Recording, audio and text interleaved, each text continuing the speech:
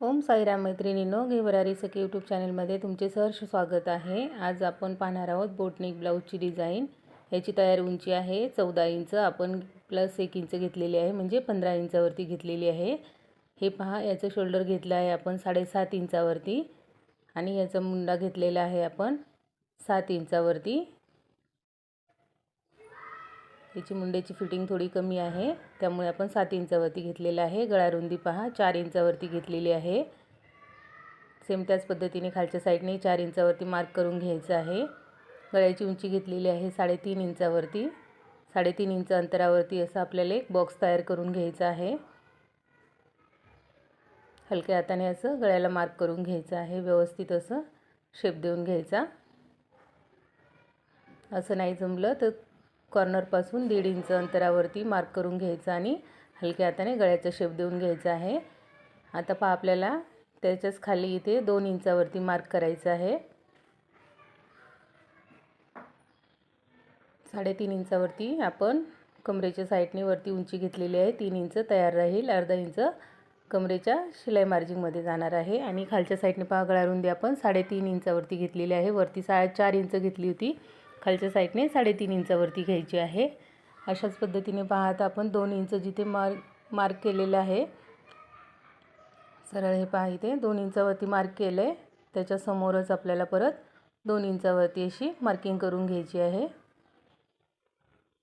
अशा पद्धतीने आपण 2 इंच इथे मार्क करून घेतलं आणि आपल्याला अशी डिझाईन तयार करायची आहे। त्याचा आपण असा शेप तयार करून घेतलेला आहे। तुम्ही थोडा क्रॉसमध्ये घेतला तरी चालेल किंवा आहे असाच घेतला तरीही चालेल, तुम्हाला ज्या पद्धतीने आवडेल तसं तुम्ही घेऊ शकता। मी असं घेतलेलं आहे। हे पहा, अशा पद्धतीने हलक्या हाताने असं आपल्याला ड्रॉ करून घ्यायचं आहे।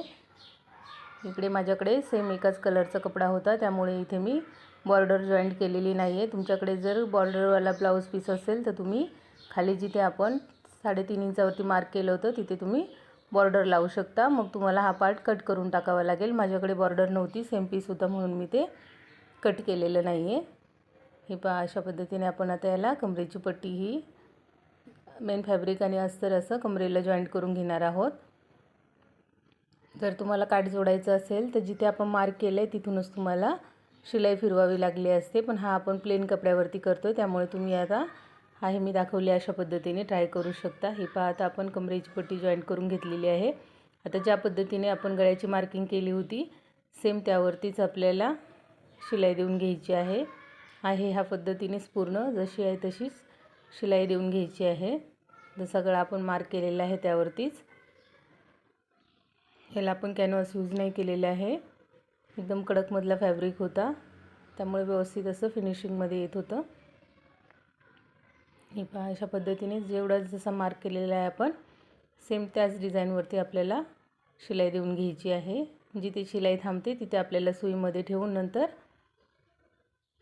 पुढची शिलाई देऊन घ्यायची आहे। अशा पद्धतीने आपण पहा, आता हा पूर्ण एक राऊंड तयार करून घेतलेला आहे।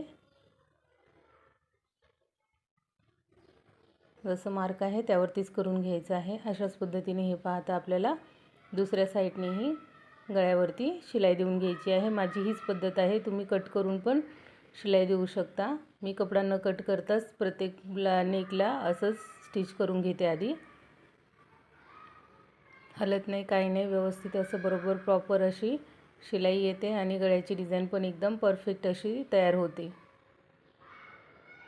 आता दुसऱ्या बाजूने पाहता आपण अशाच पद्धतीने ह्याला शिलाई देऊन घेत आहोत। खूप सुंदर अशी डिझाईन तयार झालेली आहे। सविस्तर व्यवस्थित अशी तुम्हाला मी डिझाईन दाखवण्याचा प्रयत्न केलेला आहे। व्हिडिओ बनवते पाहतात पण लाईक कोणीच करत नाही मैत्रिणींनो, प्लीज लाईक करा, शेअर करा आणि एक कमेंट नक्की करा। खूप कष्टाने व्हिडिओ बनवावे लागतात। स्टिचिंगची पूर्ण डिटेलमध्ये माहिती द्यायची म्हटलं तर खूप वेळ लागतो व्हिडिओसाठी, इतर ब्लॉगसारखं ह्याचं नसते, ह्याच्यासाठी खूप मेहनत असते। प्लीज व्हिडिओ पाहता तर एक कमेंट एक लाईक नक्की करत जा आणि तुम्हाला आवडलं की नाही हे कमेंटमध्ये नक्की सांगत जा, त्याने मला उत्साह येतो व्हिडिओ बनवण्यासाठी। प्लीज जर तुम्हाला डिझाईन आवडली तर नक्की एक कमेंट करून सांगा आवडती की नाही। हे पहा, आता आपण एक्स्ट्राचं जे फॅब्रिक होतं ते पूर्ण असं कट करून घेतलेलं आहे। सविस्तर दाखवलेलं आहे. व्हिडिओ थोडा मोठा होतो, पण तुम्हाला इन डिटेल पूर्ण जर दाखवायचं म्हटलं तर व्हिडिओ थोडा मोठा होतोच. हे पहा, अशा पद्धतीने जेवढंही आपलं आतलं मेन फॅब्रिक आणि अस्तर होतं ते आपण शिलाईच्या बाजूने कट केलेलं आहे. आणि प्रत्येक वेळेस मी तुम्हाला मोस्ट इम्पॉर्टंट गोष्ट सांगते, अर्धा इंच अंतर राहील अशा हिशोबानेच कपडा सोडून तुम्हाला कट करायचं आहे. जिथे आपल्याला कपडा बाहेर घ्यायचा आहे त्या साईडला तुम्हाला असे नोक काढून घ्यायचे आहेत. तर हे पहा, आता आपण हा गळा नॉचेस देऊन सरळ सुलट्या साईडला करून घेतलेला आहे. आता आपल्याला ह्याच्यावरती दाबशिलाई देऊन घ्यायची आहे. हे पहा, कमरेच्या साईडला आपण अशी दाबशिलाई देऊन घेत आहोत. व्यवस्थित कपडा असा सरळ करून त्याच्यावरती दाबशिलाई देऊन घ्यायची. मेन फॅब्रिकवरती थोडंसं राहील अशा हिशोबानेच करायचं, अस्तर दिसायला नको, ह्याची नक्की काळजी घ्या. अशाच पद्धतीने आपल्याला पाहता आपण जिकडे नेक स्टिच केलेला आहे त्यावरती आपल्याला अशीच दाबशिलाई देऊन घ्यायची आहे. पिनच्या साहाय्याने कशाने व्यवस्थित असे नोक काढून घ्यायचे आहे. तुम्हाला प्रॉपर पूर्ण असं सगळ्या बाजूने डिझाईनचे नोक असे समोर निघाले पाहिजे, म्हणजे कसं तुम्हाला जेव्हा ब्लाऊज घालतो त्यावेळेस तो टाईट होत नाही, कमी जास्त पडत नाही. ह्या ब्लाऊजला जर इथे आपण नॉड लावली असती तर याला 7 इंच आपण शोल्डर घेतलं असतं तरी चाललं असतं, पण इथे मी बटन लावणार आहे त्यामुळे आपल्याला याची 7.5 इंचावरती गळ्याची रुंदी घ्यावी लागलेली आहे, शोल्डर घ्यावं लागलेलं आहे. अशा पद्धतीने आपल्याला पूर्ण ह्याच्यावर दाबशिलाई देऊन घ्यायची आहे. तुम्हाला जर प्रत्येक बोटनेक ब्लाऊजचा चार्ट हवा असेल तर तसंही तुम्ही मला कमेंट करा, मी तुम्हाला प्रत्येक साईजनुसार बोटनेकचा चार्टही अपलोड करेल. खूप व्यवस्थित फिनिशिंगमध्ये मस्त ब्लाऊज बसतात, काही अडचण येत नाही. हे पहा, अशा पद्धतीने आपण आता पूर्ण नेकवरती अशी शिलाई देऊन घेतलेली आहे. अशाच पद्धतीने आपल्याला आता साईडचं मेन फॅब्रिक आणि अस्तर आहे त्याला स्टिच करून घ्यायचं आहे. ते मी तुम्हाला दाखवलेले नाही आहे. दोन्ही बाजूने आपण स्टिच करून असं व्यवस्थित एक्स्ट्राचा कपडा काढून टाकणार आहोत. अशा पद्धतीने आपला नेक तयार झाला, एक्स्ट्रा कपडा काढून टाकलेला आहे.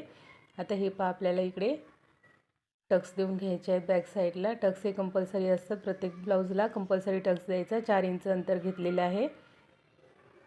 दोन्ही साईडने 4 इंच अंतर घेऊन आपण त्यावरती आता अर्धा इंच दोन्ही साईडने पकडून अशा हिशोबाने टक्स देऊन घेणार आहोत. आता कुठल्या ब्लाऊजला टक्स एक्स्ट्रा घ्यावा लागतो आणि एखाद ब्लाऊज असं असते की त्याला टक्स आपल्याला कमी घ्यावा लागतो, त्याबद्दलही मी तुम्हाला व्हिडिओ टाकेल. जर तुम्हाला हवा असेल तर नक्की कमेंट करून सांगा, मी तुम्हाला त्यावरतीही एक इन डिटेल व्हिडिओ नक्की शेअर करेल. हे पहा, अशा पद्धतीने आपण 3.5 इंच उंची येईल अशा हिशोबाने दोन्ही साईडने टक्स देऊन घेतलेले आहेत. चेस्टमध्ये आणि कमरेमध्ये किती अंतर आहे यावरती हा टक्सची रुंदी अवलंबून असते बॅकच्या, त्याने ब्लाऊज एकदम परफेक्ट बसतो. तुम्हाला हवं असेल तर मी नक्की तुमच्याबरोबर एक व्हिडिओ शेअर करेल. एक्स्ट्राचं आपण जे आहे ते धागा काढून घेतलेला आहे आणि याच्यावरती आपल्याला एक दाबशिलाई देऊन घ्यायची आहे. अशा पद्धतीने आपण याच्यावरती एक दाबशिलाई देऊन घेतलेली आहे.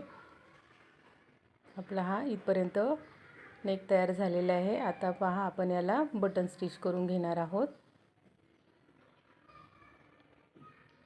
शो बटन लावायचे आहे. तुम्हाला जर नॉड आवडत असेल तर तुम्ही नॉडही लावू शकता.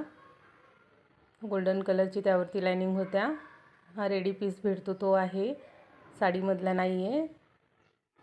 त्यामुळे आपण याच्यावरती जशा प्रकारचे वर्क केलेलं आहे त्याच कलरचं आपण इकडे शो बटन घेतलेलं आहे. अशा पद्धतीने तुम्हाला हे बटन लावून घ्यायचं आहे. खूप सुंदर अशी डिझाईन तयार झालेली आहे. ही पहा, 4 पदरी धागा करून तुम्हाला असं दाखवल्याप्रमाणे व्यवस्थित असं बटन लावून घ्यायचं आहे. नवीन शिकणाऱ्यांसाठी मेन म्हणजे हे व्हिडिओ मी एवढा इन डिटेल दाखवत आहे.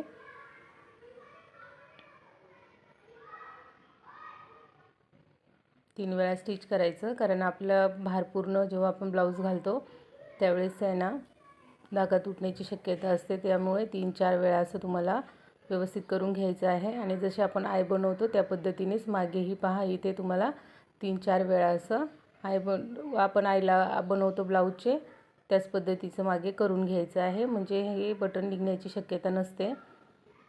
कारण थोडा ताणला गेला तर पटकन बटन तुटण्याची शक्यता असते, त्यामुळे थोडंसं व्यवस्थित असं त्याला टक करून घ्यायचं आहे. अशाच पद्धतीने हे पहा आपण दोन्हीही बटन अटॅच केलेले आहेत. कशी वाटली डिझाईन नक्की कमेंट करून सांगा. Bye bye.